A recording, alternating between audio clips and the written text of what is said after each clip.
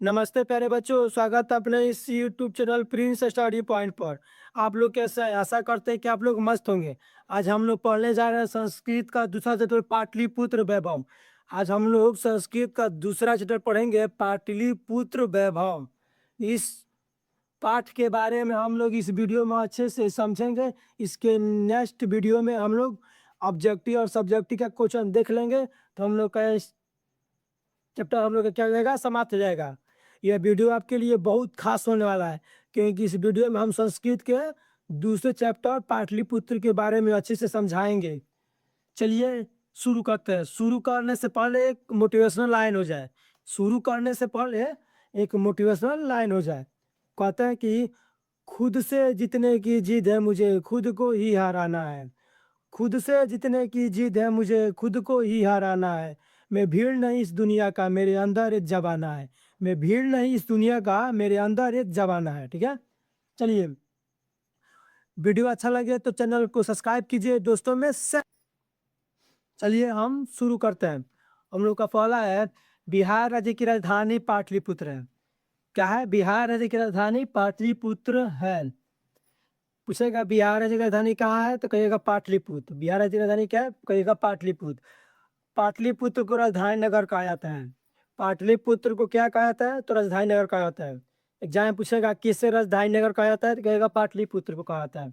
पाटलिपुत्र धार्मिक क्षेत्र, राजनीतिक क्षेत्र एवं उद्योग क्षेत्र में लोगों का ध्यान आकर्षित करती है। पाटलिपुत्र जो है ना, वह धार्मिक क्षेत्र हो, चाहे राजनीतिक क्षेत्र हो या उद्योग का क्षेत्र हो, उसमें लोगों का ध्यान अपनी ओर आकर्षित करती है। अगला है, विदेशी यात्री मैगास्नीज, फायान, हैंडसोंग, सिंह ने अपनी आत्मकथा में पाटलिपुत्र का वर्णन किया है। एग्जाम पूछेगा कौन कौन से विदेशी यात्री अपने आत्मकथा का वर्णन पाठ किया है, तो कहिएगा मेगास्थनीज, फयान, हैंडसोंग, सिंह इत्यादि जो थे ना, वे अपने आत्मकथा में पाटलिपुत्र का वर्णन किया है। अगला है, पाटलिपुत्र वैभव पाठ है, पटना शहर के बारे में वर्णन किया गया है। पाटलिपुत्र वैभव पाठ में पटना शहर के बारे में वर्णन किया गया है। जहाँ पूछेगा पाटलिपुत्र वैभव पाठ में किस शहर का वर्णन किया गया है, तो कहिएगा पटना शहर का वर्णन किया गया है।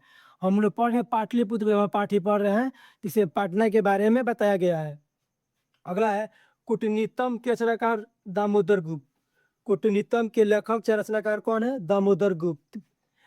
काव्य मीमांसा के लेखक कौन है? राजशेखर। काव्य मीमांसा के लेखक कौन है? तो राजशेखर। एग्जाम में पूछेगा कूटनीतम के लेखक कौन है, तो कहेगा दामोदर गुप्त। अगला है, राज काव्य मीमांसा के लेखक कौन है? तो राजशेखर। राजशेखर की कौन सी रचना है, तो कहेगा काव्य मीमांसा। दामोदर गुप्त की कौन सी रचना है, तो कहेगा कूटनीतम। कौन सी है? कूटनीतम। अगला है, चंद्रगुप्त मौर्य के समय पाटलिपुत्र की रक्षा बेहतर उत्कृष्ट थी। चंद्रगुप्त मौर्य के समय पाटलिपुत्र की रक्षा बेहतर क्या थी? अति उत्कृष्ट थी, उत्कृष्ट थी। पूछेगा किसके समय पाटलिपुत्र की रक्षा बेहतर उत्कृष्ट थी, तो कहेगा चंद्रगुप्त मौर्य के समय। अगला है, मुगल काल के शासक के समय पाटलिपुत्र समृद्ध था। पूछेगा किसके शासन काल में पाटलिपुत्र समृद्ध था, तो कहेगा मुगल काल के शासक में। मुगल काल के शासक के समय पाटलिपुत्र समृद्ध था। अगला है, अशोक के समय पाटलिपुत्र प्रिय दर्शनीय था। अशोक के समय पाटलिपुत्र कैसा था, तो प्रिय दर्शनीय था। जयपुत्र किसके समय, जय पूछेगा किसके समय पाटलिपुत्र प्रिय दर्शनीय था, तो कहेगा अशोक के समय। किसके समय? तो अशोक के समय। अगला है, गुप्त वंश के शासन काल में गुमोदी महोत्सव मनाया जाता था। गुप्त वंश के शासन काल में कमोदी महोत्सव मनाया जाता था। जहाँ पूछेगा किस शासन काल में कमोदी महोत्सव मनाया जाता था, तो कहेगा गुप्त वंश शासन काल में।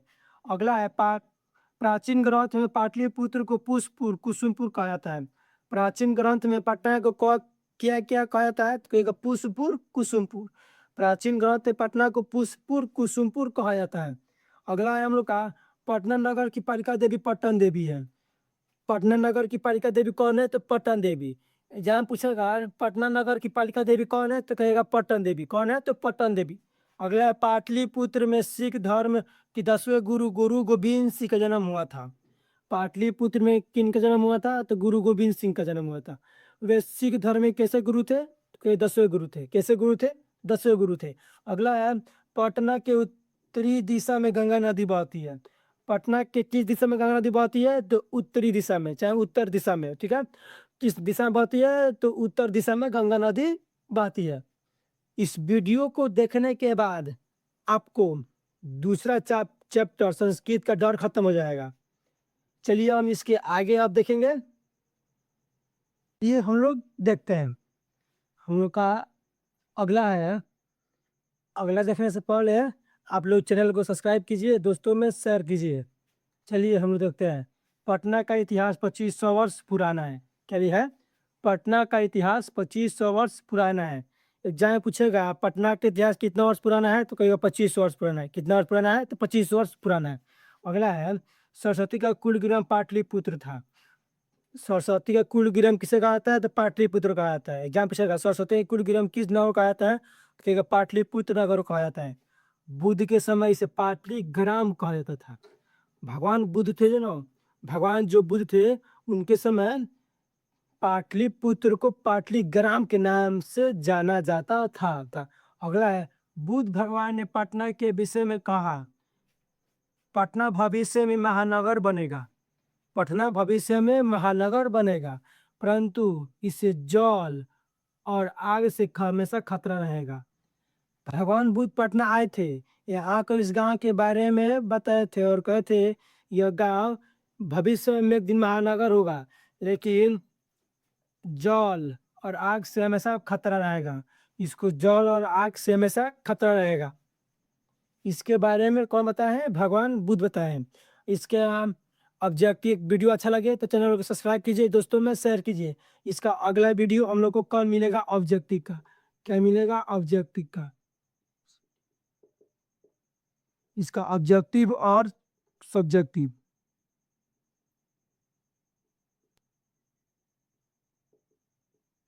ऑब्जेक्टिव और सब्जेक्टिव का वीडियो इसका हम लोग कल दे देंगे, ठीक है। इसका हम कल दे देंगे, आप लोग अच्छे से पढ़ लीजिएगा। वीडियो को लाइक कीजिए, दोस्तों में शेयर कीजिए,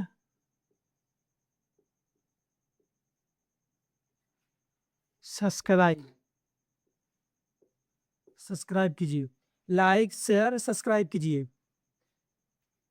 चलिए वीडियो देखते हैं अब एक नए वीडियो में, एकदम शानदार वीडियो।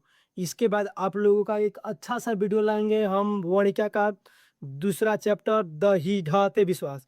हम लोग द यूएन मेगामा कहानी को अच्छे से पढ़ लिए हैं, अब हम लोग पढ़ेंगे ढाते विश्वास। चलिए, तब तक के लिए जय हिंद।